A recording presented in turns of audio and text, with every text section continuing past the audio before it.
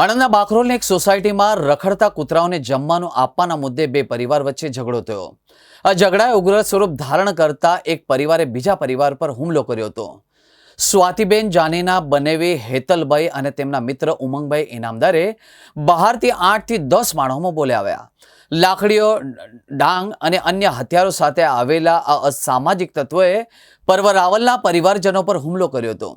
તેમણે ઘર બહાર પાર્ક કરેલા વાહનોને પણ નુકસાન પહોંચાડ્યું. આ હુમલા બાદ પરવરાવલની ફરિયાદના આધારે વિદ્યાનગર પોલીસે ગુનો નોંધી કુલ 11 આરોપીઓની અટકાયત કરી હતી. પોલીસે પકડાયેલા આરોપીઓને સાથે રાખી ઘટનાનું રિકન્સ્ટ્રક્શન કરવામાં આવ્યું હતું.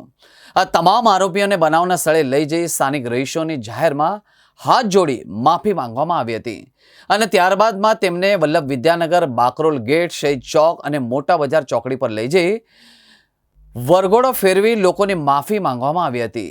જાહેર સ્થળોએ પોલીસે અસામાજિક તત્વોનો વરઘોડો કાઢ્યો હતો. અને દર્શક મિત્રો, એટલું જ નહીં પણ પોલીસે આરોપીઓને હાથ જોડીને લોકોની માફી પણ મંગાવી હતી. પોલીસે બાકરોલ ગેટ, શહીદ ચોક, મોટા બજાર ચોકડી વિસ્તાર આરોપીઓનો જાહેરમાં વરઘોડો કાઢવામાં આવ્યો હતો.